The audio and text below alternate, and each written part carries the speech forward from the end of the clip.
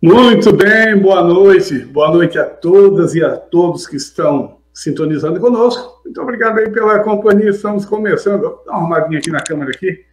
Isso, agora sim. Agora estamos pegando aí todinho aí. Hoje uma segunda-feira sensacional. Iremos com você aqui durante 40 minutos, uma hora conversando com você. Muito bem, para nós começar o programa, em primeiro lugar, agradecer a todos e todas que estão conosco nesta noite e agradecer também pelas colaborações, que se você não colaborou, mas tem vontade de colaborar, não é isso? Ah, então tá certo. Então vamos colaborar conosco. O nosso Pix daqui a pouco o Ralé bota aí. Mas, para nós começar o programa, vamos chamar o João para falar sobre a semana que foi, semana que vem. Boa noite, João.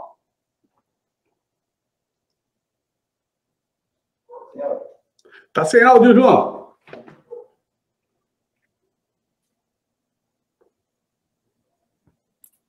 Valeu, Beto. Obrigado. Boa noite, Beto. Boa noite para você, boa noite para o Ralian, boa noite para toda a nossa comunidade, boa noite para o Nuno Nunes, que já está nos bastidores por aí, esperando a sua hora para poder entrar. E, enfim, Beto, mais uma segunda-feira, a nossa segunda-feira do mês, e agora, está conversado com o Nuno, nós vamos, toda segunda-feira, nós vamos trazer a temática do índio, a luta indigenista no Brasil. Então, para nossa alegria, o Nuno disse que sim, e então a comunidade da RSul terá a graça de ter informações, né, de alguém que tem uma luta, né, um vínculo direto, né, com todo esse mundão de Deus envolvendo as questões indígenas no Brasil. É isso, Beto. Muito bem. Boa noite, o Nuno Nunes, que está indo dos bastidores, daqui a pouquinho entra com a gente. E, João, semana que foi, semana que vem, fala pra gente. Pois então, Beto, para a semana que foi, eu quero trazer um assunto caseiro. O tema é nacional, o tema é até internacional, porque trata de corrupção. Mas é local porque as pessoas envolvidas nessa história estão aqui no sul, mais precisamente na cidade de Criciúma, Santa Catarina, sul do estado de Santa Catarina. O prefeito, Beto, da nossa cidade, é muito preocupado, né, com um dos seus amigos que está preso, e está preso porque era prefeito também de uma cidade importante aqui na região, e segundo o GAECO, um setor de operação da polícia, esse prefeito, junto com outros, estava envolvido em corrupção. E essa pessoa foi recolhida, está presa no presídio aqui da cidade. Aí o prefeito aqui da minha cidade, Clésio Salvaro, eu não sei por que cargas d'água, não sei qual é a semelhança, mas resolveu fazer uma visita ao seu colega prefeito. Mas só que o visitante, então, era o prefeito de Criciúma, então. O visitante era o prefeito de Criciúma. E foi visitar o colega prefeito, só que não na cidade, onde o prefeito era administrador, porque agora o prefeito que era administrador dessa cidade está preso. Eu não vou citar o nome da outra cidade, que é para preservar o nome da cidade, porque o povo daquela cidade não tem culpa. Mas, Beto, era para ser uma visita a escondida, assim, ó. Ninguém devia saber que o prefeito de Criciúma foi visitar o cara envolvido com corrupção, segundo a polícia. Ninguém devia saber. Ele até fez um acertinho ali com os carcereiros. Ó, não conta para ninguém, vamos deixar abaixo esse negócio. Mas deu ruim, até vim de vermelho, porque a torcida do Flamengo inteira está sabendo da visita. Né? E aí isso vai ter consequências, né? Porque, ora, como que alguém faz visita num presídio e pede silêncio? Como é que é isso? Quer dizer, a corrupção está lá dentro, presa, mas também está lá por fora? Está, inclusive, entre aqueles que cuidam, é isso? Bom, isto diz respeito à semana que foi. E por que eu trago essa informação? Porque tem gente que posa de bom moço, engomadinho, engravatadinho, apontando o dedo para a esquerda, apontando o dedo para aqueles que defendem os trabalhadores, que defendem as mulheres, que defendem o servidor público, aponta o dedo e chama de palavras de baixo calão aqueles que trabalham, né? Mas a gente sabe muito bem o que é que esses caras fizeram nos carnavais passados, e não só fizeram nos carnavais passados, como continuam fazendo, cometendo os seus delitos e tentando passar desapercebidos pelos seus gestos de corrupção, ou, no mínimo, os seus sentimentos de solidariedade ao corrupto. Para a semana que vem, melhor, eu queria trazer um outro tema, que também é prata da casa, aqui da região sul, mas me chamou muita atenção. Já havia me chamado a atenção há uma semana atrás, quando essa pessoa carregava no colo um fuzil, uma arma de grosso calibre, como se diz, né? Uma camiseta com a mão do presidente da República, Lula, porque tem 4 dedos só a mão, então é o Lula, perfurada a bala. Me chamou a atenção e a gente comentou aqui na RSU a respeito disso. Mas é pouco isso? Não, não é pouco. A nossa deputada aqui da região sul, Beto, e comunidade, votou contra a paridade de salário das mulheres. Votou contra as mulheres. Uma mulher, deputada federal, lá no Congresso Nacional, votou contra as mulheres. Que as mulheres que fazem o mesmo trabalho, que desempenham a mesma função e que fazem o mesmo trabalho, ganham a mesma coisa que os homens ganham. Ela votou contra isso. Mas então é deputada federal para quê? Para incitar o ódio das pessoas ao presidente eleito pela população, pelo voto direto e legítimo? É deputada federal para quê, Júlia Zanata? Você faz o quê ganhando o que ganha como deputada federal, se não consegue sequer ser solidária com aquela mulher que trabalha dia a dia, semana, noites, mês, ano, muitas vezes ganhando um salário ruim, um salário abaixo do salário dos homens, lá numa empresa, num chão de fábrica, fazendo a mesma atividade? Por que, Júlia, votar contra se as mulheres fazem a mesma função que os homens fazem? Se a atividade é diferente, pode até haver rendimentos diferentes. Agora, se faz a mesma coisa, se oferece a mesma produção, traz à empresa os mesmos resultados, qual é o sentido se não for a consciência machista de dominação patronal, excludente, exploradora, acumuladora de riqueza na mão de alguns, por parte daqueles que são contra a igualdade de rendimento, de renda, em relação à produção, ao mesmo trabalho, ao mesmo serviço.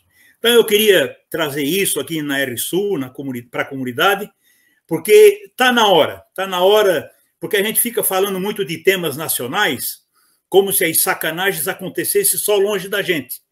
Agora nós vamos mudar um pouco essa história. Nós vamos começar a pegar essas figuras que têm projeção nacional, mas que ficam fazendo bagunça, nos representando muito mal, enquanto moradores do sul de Santa Catarina que somos.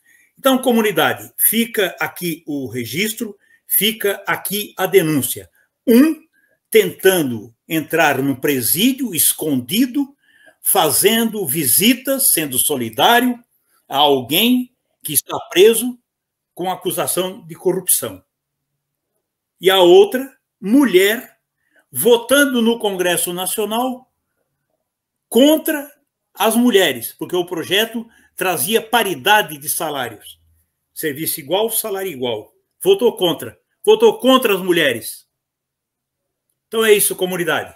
Eu até peço desculpas assim pela veemência da fala, porque eu costumo ter uma postura mais pausada, mais tranquila, né, respeitando até a minha respiração, mas existem algumas coisas que tiram um pouco a gente do sério.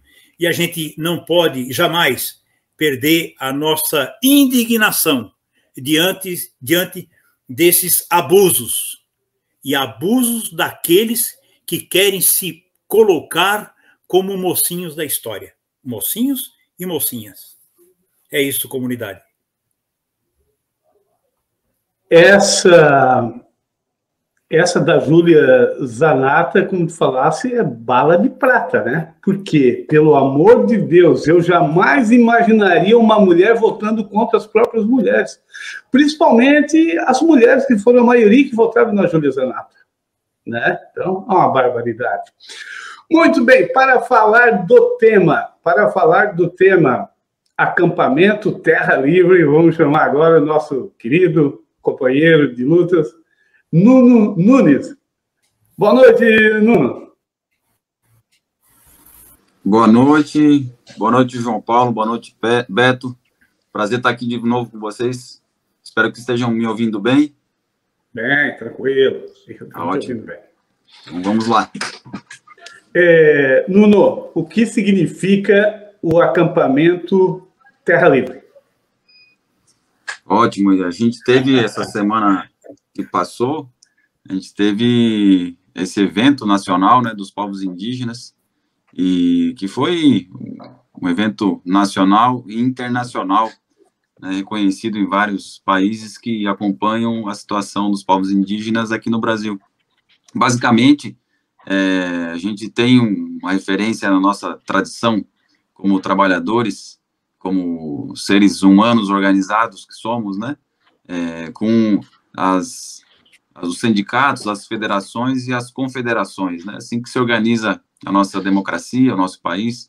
Então, os indígenas já carregam isso desde muitos anos, né? Milenares, anos aí que as organizações deles funcionam desse modo, né?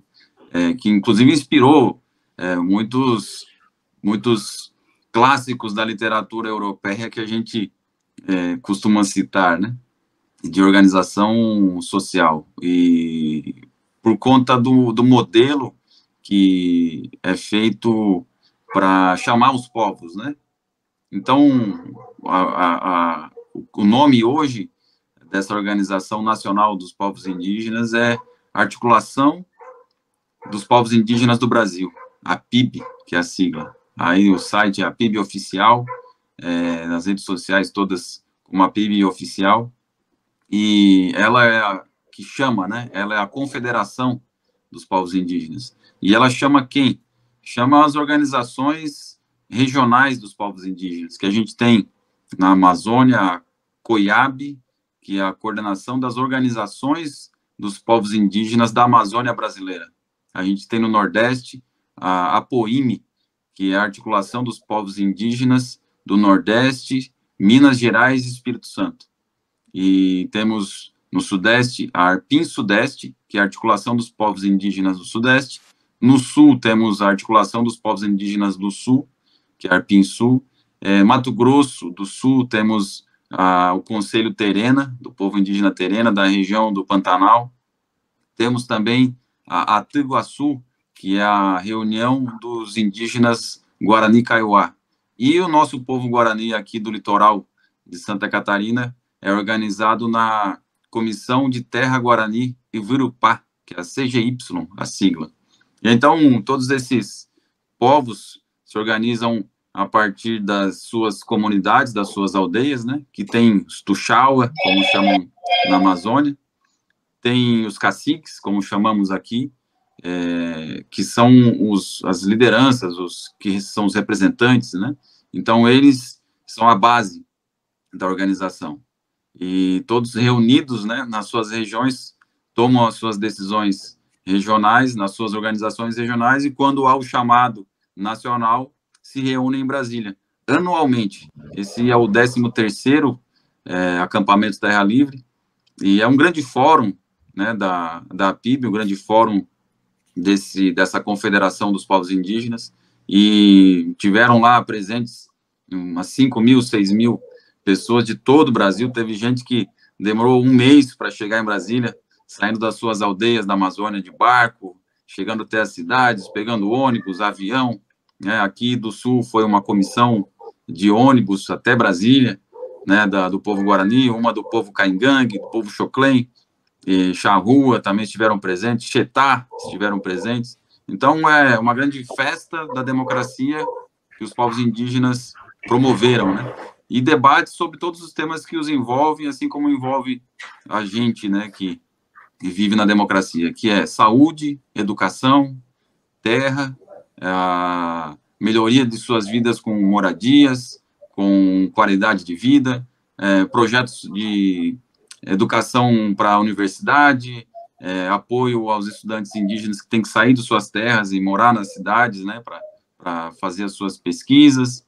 Então, foram discutidos vários temas, feitas as marchas também, onde eles se reúnem ali mesmo no Palácio do Planalto, ali onde fica os ministérios, né, onde tem os espaços gramados, eles acampam por ali mesmo, e dali partem cantando, cada povo os seus cantos tradicionais, né, balançando os seus maracás, e caminham, fazem aquela rodada passando pelos ministérios à direita do Congresso, passando na frente do Congresso, e depois retornam à esquerda do Congresso, né? Então, cada ponto essencial à política indigenista, né, dos povos indígenas, eles param e fazem as suas manifestações, suas orações, para que tudo ocorra bem conforme a Constituição Federal. Então, foi esses atos, né, que ocorreram. E aí, então, no último dia, na sexta-feira, o presidente Lula, no dia 28 de abril, né, esteve presente com vários ministros e ministras, e onde anunciou políticas para os povos indígenas, como a retomada do Conselho Nacional de Política Indigenista, que é um conselho criado pelo próprio Lula no seu governo, no primeiro governo, né, Lula, na década de 2000, e funciona como a participação, né, dos povos indígenas na base do governo, tomando as decisões. Como que funciona isso, né? Metade indígenas e metade pessoal do governo federal, né, com participação da FUNAI, da Secretaria Especial de Saúde Indígena e outros ministérios que atuam no tema, né, indígena nesse país, na política indigenista oficial. Então, essa retomada do Conselho, ela serve para que o governo faça as suas consultas conforme rege a lei, né, que é a Convenção 69 da Organização Internacional do Trabalho, que é lei no Brasil hoje, tem que ser respeitada, né? Quais são os respeitos que têm que ser executados pelos governos federal, estaduais e municipais, e todos nós, né? A consulta aos povos, primeira coisa. Nada sobre os indígenas sem a participação deles. Esse foi o lema do acampamento desse ano, né? Então, o Lula deu um show quando anunciou o retorno, a retomada do Conselho, onde todas as políticas e todas as ações do governo vão ser passadas pelo Conselho, né? E também onde se planeja o futuro, né, das ações do governo federal com os povos indígenas. E outro anúncio que foi feito foi a retomada também da Política Nacional de Gestão Territorial e Ambiental das terras indígenas, que foi criada pela presidenta Dilma, e também ficou parado durante muitos anos esse conselho que discute a gestão das florestas, a gestão das águas, a gestão de todos os animais que vivem nela, a gestão do território das terras indígenas, né? E quando a gente fala território e terra indígena, a gente está pensando que o território, ele é aquele território tradicional, milenar, né? E quando a gente fala de terra indígena, a gente fala de um pequeno pedaço de terra que é delimitado por estudos, né, de antropólogos, ambientalistas, onde se faz o processo de demarcação e regularização, né, para que dentro desse território esses pequenos espaços, as terras indígenas, sejam de usufruto exclusivo dos povos indígenas, apesar do território imemorial, né, que é a floresta de criação desses próprios povos, né? Como a gente pensa aqui, as nossas florestas de araucária que foram dizimadas, né?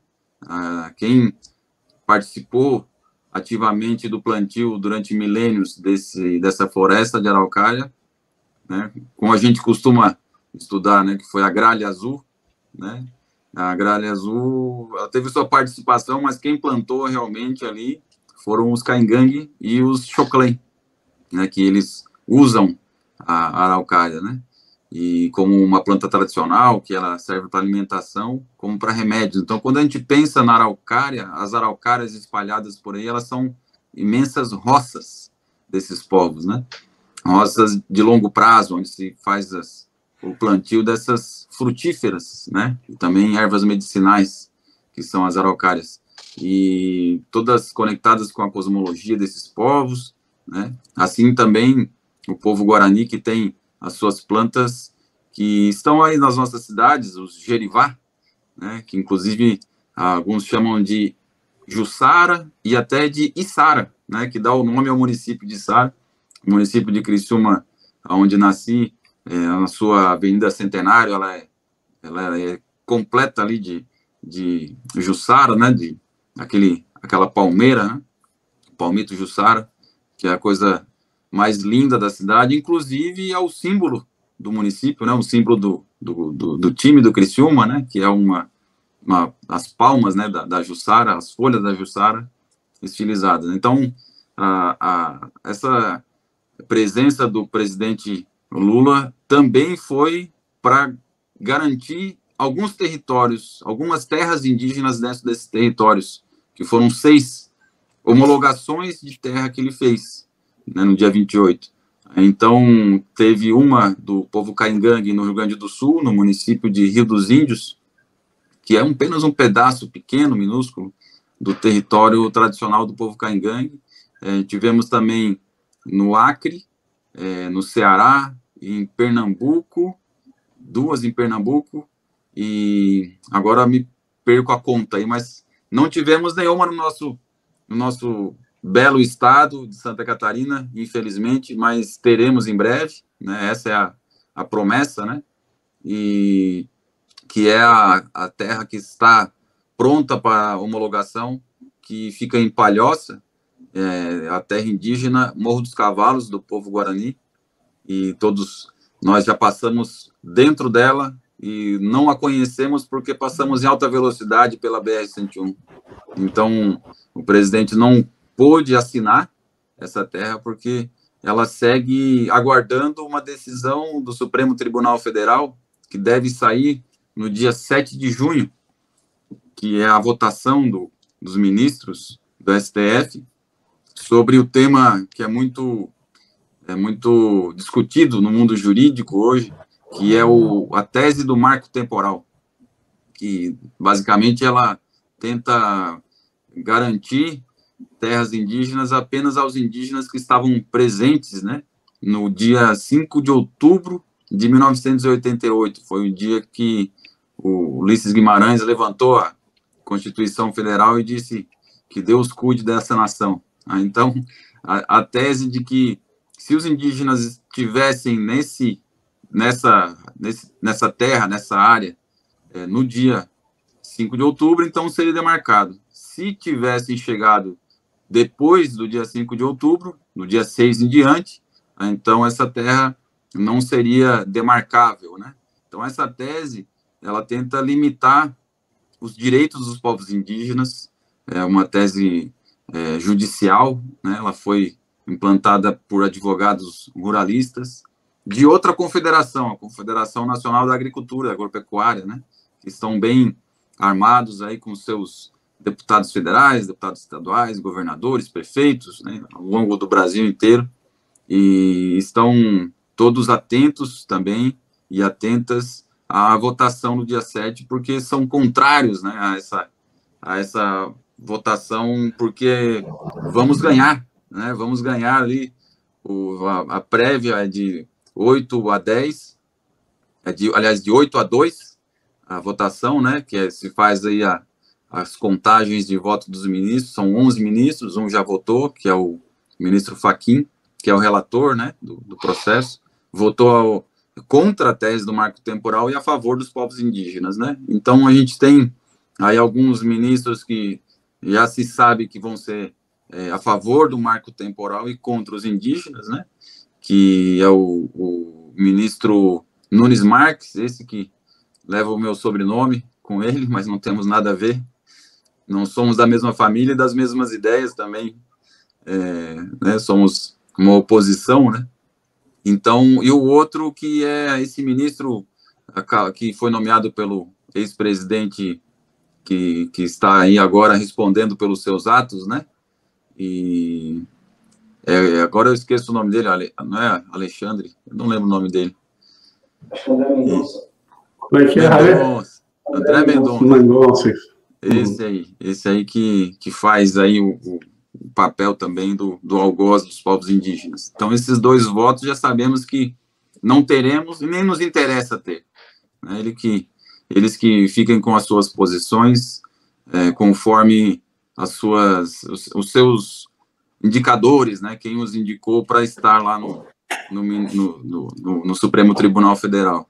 Então, a expectativa é que consigamos aí ter uma boa votação, um bom encaminhamento para encerrar de vez essa discussão, que ela vem emperrando todos os processos de demarcação de terras indígenas, de regularização fundiária de terras indígenas, porque em cada etapa do processo, ele é exclusivamente dentro do executivo, né, coordenado pela FUNAI, e cada etapa do processo que ele leva desde o estudo circunstanciado, de identificação e delimitação, feito por especialistas, né, antropólogos, ambientalistas, como eu falei, e ele vai, depois para análise, ele passa por uma publicação de uma portaria, ele passa depois por questionamentos de qualquer pessoa, né, que desde o começo do processo pode questionar, pode ter acesso, então se responde todas as questões. Passada por essa etapa, se tiver algumas alterações, são feitas as alterações, e então é publicado pelo Ministério, né, até o ano passado era pelo Ministério da Justiça, e agora passou a ser pelo Ministério dos Povos Indígenas, que foi criado pelo presidente Lula, né? Então, a portaria declaratória é publicada pelo Ministério dos Povos Indígenas, onde apenas declara aquele mapa e aquele estudo, né? E a declaração, quem é da área jurídica aí sabe que é apenas um ato onde confirma algo que já foi feito, né? Agora, quem garante mesmo ali os limites das terras indígenas, né, é o presidente da FUNAI, né? E aí, quando a declaração é feita pelo Ministério, então ela fica pronta para homologação do processo. A homologação do processo, então, ela é feita apenas pelo presidente da República. O ex-presidente, ele anunciou nas suas campanhas e cumpriu o que ele tinha anunciado, que não ia demarcar nem homologar nenhum milímetro de terra indígena, e assim o fez. Então, agora, o Lula já, no primeiro ano, já conseguiu homologar 6 terras, e a FUNAI deu início e retomada de processos que estavam parados durante 4 anos, né? Inclusive, alguns aqui na nossa região, o próprio município de Palhoça, né? A terra indígena Cambirela, que é uma pequena comunidade na beira da BR-101 também, vizinha ao Morro dos Cavalos, são parentes, né? Está em estudo, né? Com o pessoal da FUNAI, os especialistas da FUNAI tomaram esses estudos. E a gente pensa, nossa, mas se tem uma terra indígena em Palhoça, que é o Morro dos Cavalos, por que já não incluiu todas as outras aldeias, todos essas terras indígenas em uma só, né, para garantir ali o território do povo Guarani nessa região de Palhoça, né? Justamente não foi feito porque se respeita também a presença da cidade, né? A presença de não indígenas, onde tem os bairros de Palhoça, onde tem as construções, os prédios, as vilas, né? Então, tudo isso é respeitado e a demarcação, ela se faz onde tem as nascentes, onde tem a floresta, né? Onde tem confirmado o uso dos povos indígenas que ali habitam, né? E também o que se precisa para que eles continuem mantendo a sua cultura, a sua tradição, para que não percam, né, a tradição daqui a 2, 3 gerações por falta de espaço, por falta de floresta, por falta de água, né, por falta de animais para fazer a sua caça, né, também por falta de alguma planta que eles fazem os seus artesanatos, seus rituais, suas curas, né, por meio de chás, ervas e tudo mais. Então, a gente está aí com essa alegria pela retomada dos processos de regularização fundiária, também pela consulta e pela gestão ambiental e territorial. Mas estamos também um pouco preocupados com a pressão que é feita por alguns e algumas políticos, né, e políticas dentro do Congresso Nacional, dentro daqui da Assembleia Legislativa do Estado de Santa Catarina, e também nos municípios, né, por exemplo, em Palhoça teve alguns vereadores que se pronunciaram e ameaçaram, inclusive, né, os indígenas de tomar alguma atitude mais radical de ataque, né, caso Lula homologue o Morro dos Cavalos, e assim o fizeram no Dia dos Povos Indígenas, dia 19 de abril. Eles achavam que o presidente Lula ia homologar o Morro dos Cavalos, e fizeram uma manifestação na BR, pararam a BR, e aí fizeram lá os seus cartazes, né? Mas eles talvez não saibam que a União, né, a FUNAI e os ministérios, eles acolhem as famílias, né, que podem ter que se realocar, né? Como que eles fazem? Eles indenizam todas as benfeitorias, todas as casas, cercas, pés de frutíferas, roças, tudo é indenizado pelo valor de mercado. E caso eles queiram receber pela terra, onde comprovem que compraram a terra, que não são poceiros, né, mas que têm ali a sua matrícula, eles podem se direcionar à Secretaria de Habitação do Estado de Santa Catarina, porque essas matrículas, elas, quando são de origem da própria União, do governo federal, ela é indenizada, né, pela terra nua, como chama, né, é indenizado pelo valor da terra, como se fosse uma compra, né, pelo governo federal. Só que, quando foi criado o Estado de Santa Catarina, muitas dessas áreas foram instituídas colônias, foram instituídas matrículas pelo próprio Estado, pelos cartórios dos estados, né? Então, a União não pode fazer esse pagamento de indenização pela terra nua, né, infelizmente, mas os estados devem fazer.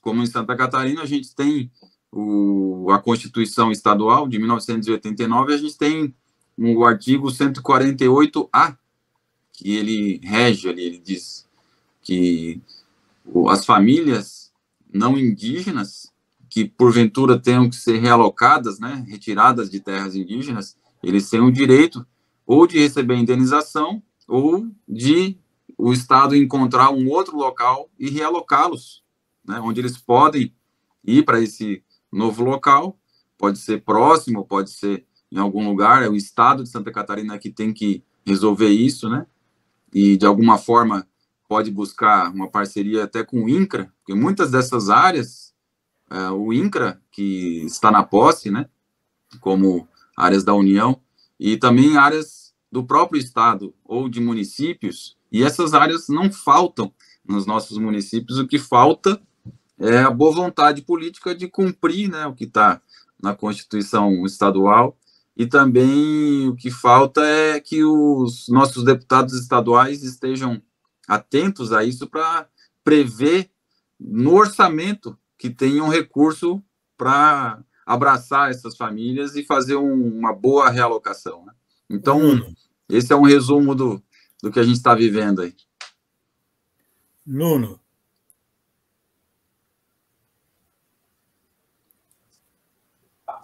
Vamos lá, então, peraí. Agora sim, agora estou com áudio. Foi o Rally que tirou o áudio meu. Muito bem. Antes de eu passar para o João, já estou passando para o João. Nuno, tu és de Criciúma, né? De Criciúma, não sabia de Criciúma, né? Em primeiro lugar, quero te dar as boas-vindas, que foi uma notícia muito boa quando o João disse que tu ia participar uma vez por mês conosco. Isso enriquece muito do trabalho aqui da RSU, as nossas transmissões, a nossa programação e principalmente o programa de segunda-feira. Porque o João também é de Criciúma, eu moro aqui bem pertinho. Parece que tem umas bruxas soltas por aqui, saindo um pouquinho do tema aí, a gente já volta já, né? Primeiro, um prefeito que tenta entrar pelas portas dos fundos num presídio. E depois vai que está por aí votando, inclusive, contra as mulheres. É difícil de encarar um troço desse. Eu não imaginava que isso pudesse acontecer, sabe, Nuno? Fala só um pouquinho, depois a gente, se tu quiser comentar um pouquinho sobre isso, a gente passa já para o João. Esse tipo de conduta, né, não convém muito a pessoas que dedicam a sua vida por um período para ocupar alguns cargos públicos, né? Porque a gente sabe que eu fui servidor público, trabalhei na FUNAI durante 5 anos, durante o governo Lula, governo Dilma, e aí me retirei, né, para poder continuar os estudos.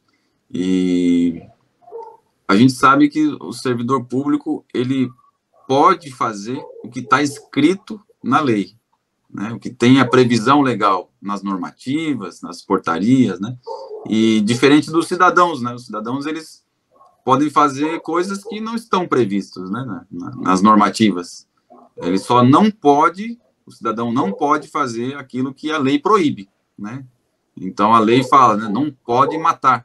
Então o cidadão não pode matar. Mas outras coisas o cidadão não precisa estar descrita na lei, né? Agora, no nosso caso, a gente tem né, muitos desvios, né, de conduta de servidores públicos, infelizmente, que de certa forma, abusam, né, do seu poder e querem fazer as coisas sem que as pessoas, os eleitores, os cidadãos, as cidadãs percebam, né? Então, isso nos dá uma certa vergonha do processo que estamos vivendo na política, nos cargos públicos, né? Então, mas isso a gente consegue resolver colocando pessoas decentes, né, que pelo menos conheçam como funciona o serviço público, as regras, né, e não fiquem tentando burlar, né. O caso da deputada, por exemplo, citada, ela é uma das que está no Congresso, né, foi das mais votadas no Brasil, é a mais votada em Santa Catarina, e a gente tem uma expectativa que ela compreenda, né, que as leis que defendem os direitos indígenas, elas são leis já há décadas que estão instituídas, né? A própria Constituição Federal, desde 1988, a Lei 6.001, de 1973, que garante, né, a regularização fundiária de terras indígenas, tem o Decreto 1775, que é de 1996, que regula como que se faz o processo de identificação, delimitação, né, das terras indígenas, respeitando todo o usufruto, né? Então, a gente espera que esses deputados e deputadas, senadores, né, senadoras, que nos representam, apesar de alguns de nós não termos votado neles, né, que eles sigam as regras que estão instituídas, né? Se não as seguirem, né, então que o peso da lei, né, os julgue, né, no judiciário, e que eles cumpram as penalidades, né, e que isso sirva de alguma forma para a população que aprenda, né, a votar nas pessoas, não pela gritaria que fazem, pelas promessas que fazem, mas pela competência, né? Então a gente fica um pouco triste com isso tudo, mas temos a esperança, né, de que teremos aí novos nomes, novas eleições, e assim segue o processo, né? Porque em 4 anos muita coisa acontece, mas muita coisa também não acontece. E a população percebe, né? Muito bem. João, é contigo. Ô Nuno, até porque há 4 anos atrás a população elegeu um presidente, né? E nesta última eleição para presidente não renovou, né, o contrato com aquele que foi eleito em 2018, né? Então, os deputados que são eleitos nessa legislatura agora, se continuarem nessa batidinha, mulher votando contra a mulher, a própria mulher, né? E pode existir trairagem maior do que essa, caramba. Né? As mulheres já sofrem tanto, né? Já vivem com tanta dificuldade. As mulheres já precisam fazer tanto, né, para demonstrar que são iguais e até em algumas situações superiores a nós homens, né? Porque, afinal de contas, é delas que é gerada a vida, né? Isso não é pouca coisa, né? Mas se faz trairagem com a própria mulher, né? Mas tem mais eleição, né? Em 26, ela vai ter que passar pelo crivo, né? Será que vai continuar mantendo o apoio, né, dessa população aí que a elegeu para esse primeiro mandato? Mas essa é uma outra história. Nuno, nós temos aí, né, um pouco menos de 15 minutos para completar assim 1 hora do programa, e eu já vou te tocar duas questões, né? Não sei se o Beto ainda vai querer, imagino que sim, fazer mais algum questionamento. Então, Nuno... Não, tranquilo, João, segue aí. Eu queria que... então tá. Eu queria saber, Nuno, se você tem como colocar para a gente, até nessa perspectiva assim, de levar informação, porque quanto mais informações as pessoas tiverem, né, mais as pessoas vão se aproximar, né, dessa luta indigenista, né? Quais as populações que tiveram participação aqui de Santa Catarina no acampamento Terra Livre, né? E se existe alguma região do estado onde há um agrupamento maior, onde há uma mobilização maior, uma representatividade indigenista, indígena no nosso estado. E aí, queria, Nuno, se fosse possível, a gente não conversou nada a respeito disso, mas se você pudesse, que pudesse explicar para a gente por que na semana passada foram assassinados em torno de 13 índios, também lá em territórios Yanomamis, né, na semana que passou. O garimpo ainda está tão forte nesse nível de ainda produzir essa quantidade de violência contra os nossos irmãos índios? Certo. O garimpo agora ele ganhou mais um acréscimo aí, que agora é o narcogarimpo. E aí, então, a gente vê lá na terra Yanomami que a gente está acompanhando, está vivendo a guerra Yanomami, né? Assim como tivemos aqui em 1750 a invasão do território do povo Guarani, que a gente chama de guerra guaranítica, né? Onde os Guarani defenderam seu território, que permanece até hoje com o que a gente chama de missões jesuíticas, né? As grandes obras que foram feitas pelos Guarani ali no interior do Rio Grande do Sul. Então, aquele período, ele permanece na memória dos Guarani, e também os Yanomami, lá na sua terra, já tiveram outros casos de invasões, né, e já implementaram essa guerra de proteção ao seu território. Então, o que aconteceu recentemente foram algumas mortes por conta dessa guerra, onde a Polícia Federal, a Força Nacional está presente, junto com a FUNAI, na defesa da terra indígena, que ela é de usufruto exclusivo, né, do povo Yanomami. Então, não pode ter pessoas de fora, né? E menos ainda garimpeiros que descaracterizam a floresta, né? Porque eles desmatam, poluem os rios com muito veneno, né? Com muitos produtos para arrancar o ouro, né?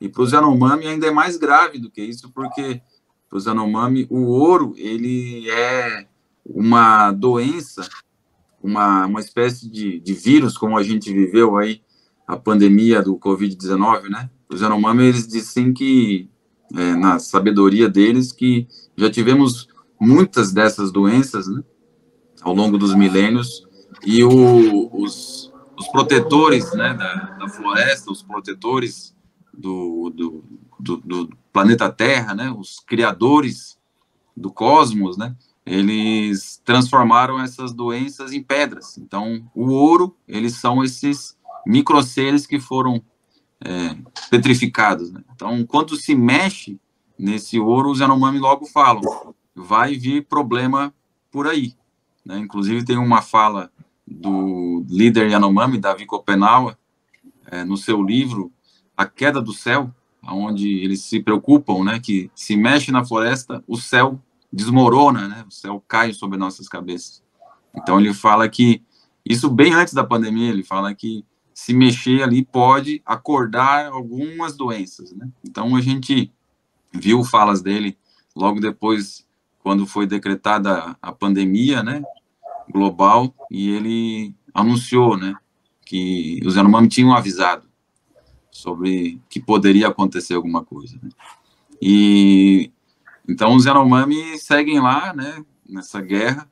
Alguns desses mortos garimpeiros são da troca de tiro da Polícia Federal e da Força Nacional, né? E outros garimpeiros, se não me engano, 4, foram por flechada dos Yanomami defendendo seu território, né? E alguns Yanomami também perderam sua vida nesse confronto, né? Então a gente já não está mais falando de mortes de Yanomami por fome, como estávamos no mês de janeiro, fevereiro, né? Porque não chegava alimentos e eles estavam tomando a água contaminada, né? Então eles estavam com os corpos contaminados, né? Então agora todas as notícias que saem de alguma morte lá é por conta dessa guerra. E aqui em Santa Catarina, né, o povo Caingangue, que fica mais na região do oeste do estado, né, a sua maioria, nas terras indígenas, todo Ximbangue, Chapecó com X, esse Chapecó é com X, né, que fica no município de Xaxim, Xanxerê, e que são palavras na língua Caingangue, né? E então eles são a população maior indígena que a gente tem no estado, né? Eles têm aí as suas terras já feitas regularizações e todos os processos desde 1900, 1902, 1903, com as criações das reservas indígenas, né? E esses limites, eles não foram respeitados pelo estado de Santa Catarina, que transformou muito desses pedaços de terra do território Caingangue em colônias, né? E foi ali liberando as matrículas, né, para ocupação de estrangeiros, né, nesse caso, os colonizadores que são oriundos da Alemanha, da Itália, né, até outros países que estavam sofrendo lá naquela época de 1890, 1900, né. Então a gente tem toda essa história bem registrada, e os Caingangue, eles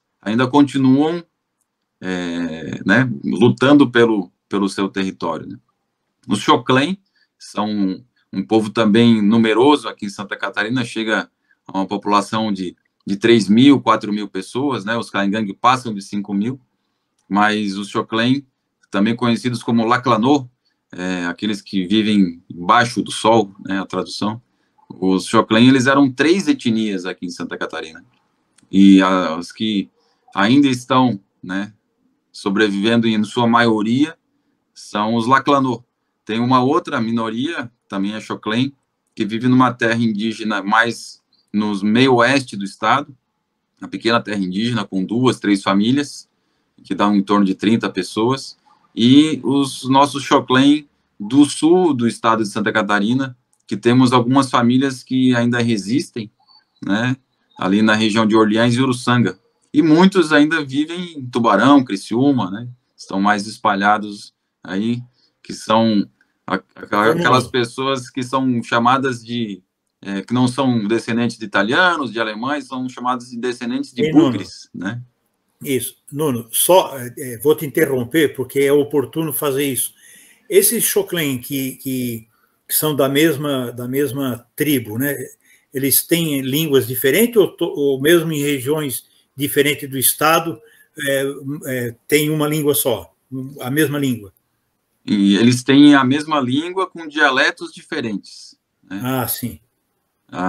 Caingangue e Xoclen são línguas do mesmo tronco linguístico, né? Elas são similares, perfeito, mas são línguas diferentes. Agora, dentro dos Xoclen são 3 dialetos, né?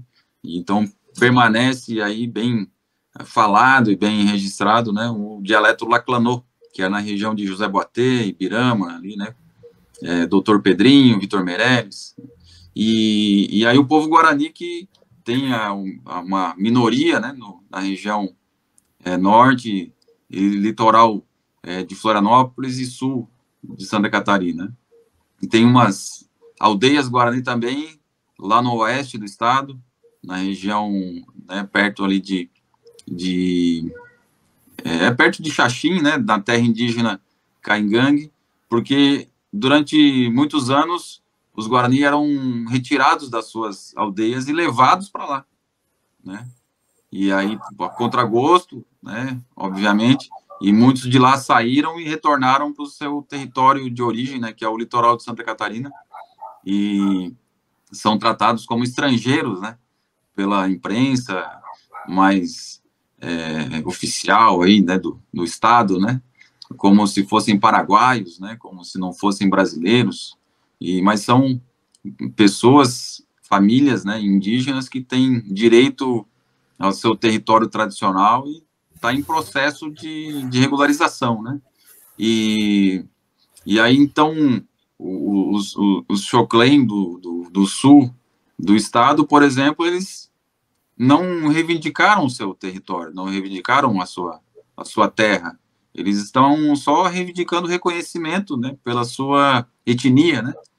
E também perderam muito da sua língua, obviamente, né, com todo o massacre do conhecimento, né, e pela proibição também de falar a sua língua, que a gente sabe que de uma geração para outra se perde, né.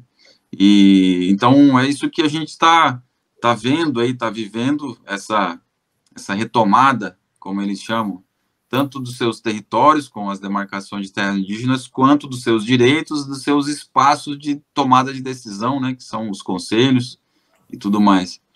E aqui em Santa Catarina a gente tem também, né, um conselho estadual dos povos indígenas, dentro da estrutura do estado, que ele serve para fazer essas consultas sobre os projetos do estado, se impactam, né, os povos indígenas, Caingangue, Xoclen, Guarani, né. Também temos uma referência de uma pessoa da etnia Xetá, que é de origem do Paraná, né, é um outro dialeto do povo Guarani, que foram contatados em 1950, na década ali, e exterminados, sobraram 6 pessoas, e essas pessoas continuaram a sua caminhada, né, e hoje vivem em grande número, ali com umas 20 famílias, né, no Paraná, e a gente tem uma referência de um que habita aqui na região de Chapecó, né, que é professor, eles são professores, tem um que era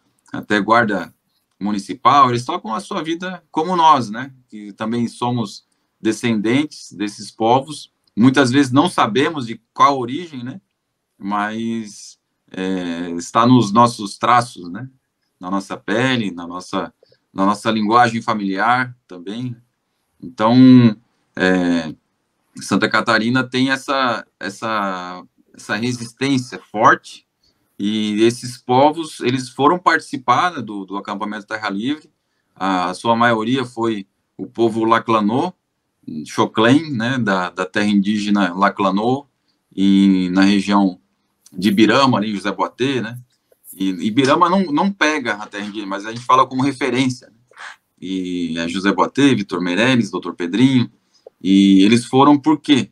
Porque o julgamento do marco temporal no Supremo Tribunal Federal é sobre a terra deles. E Santa Catarina, o estado de Santa Catarina, participa desse julgamento com o contrário, né, a posição contrária, né? Ele é o litigante, né, e transformou a FUNAI, a União e os Xoclen em réus.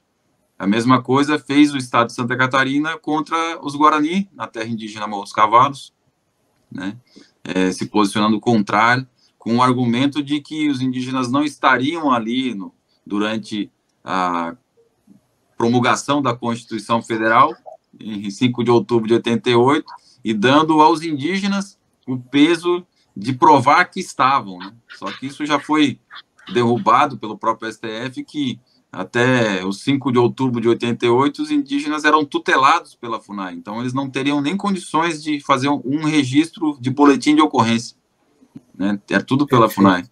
Então, esse é a aventura que, mais uma vez, o Estado de Santa Catarina nos promove aí para envergonhar os catarinenses, mas a gente tem, né, a completa expectativa, né, que isso vai ser alterado aí nos próximos atos jurídicos e também nas próximas eleições, né, que a gente não pode permanecer não cumprindo o que está na Constituição Federal, na Constituição Estadual, e também a gente não pode deixar a população ser levada por alguns servidores públicos, né, que são os deputados, governadores, prefeitos, né, que não conhecem os procedimentos que eles devem seguir, né, que é o que a gente chama aí de fake news, né, que eles anunciam. Então, eles se preparem aí que a gente vai ver uma enxurrada de fake news contra os indígenas em breve.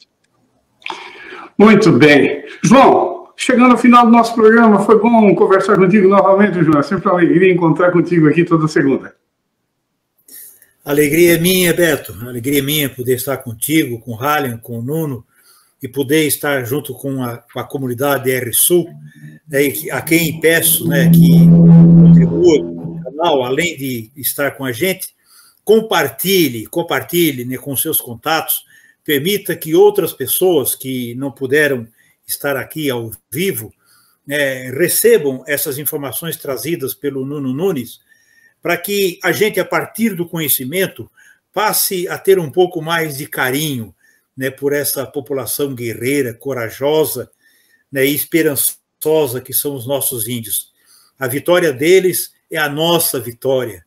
A alegria deles é a nossa alegria. Os sonhos que eles carregam são os nossos sonhos, porque se eles vencerem, nós venceremos, nós seguiremos vivos.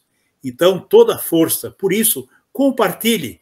Permita que outras pessoas passem a ter um pouco mais de amor por esses povos que nos aguardavam quando nós, europeus, chegamos a essa terra chamada Pindorama. Muito bem, João, está na hora de escrever aquele livro tão esperado, né? Tu não sabe, mas muita gente gostaria de te ver publicando aí um livro. Eu, principalmente, seria o primeiro a adquirir esse livro. Muito bem, o Nuno, acho que saiu. Ah, está aqui ainda, Deu uma apagadinha aí.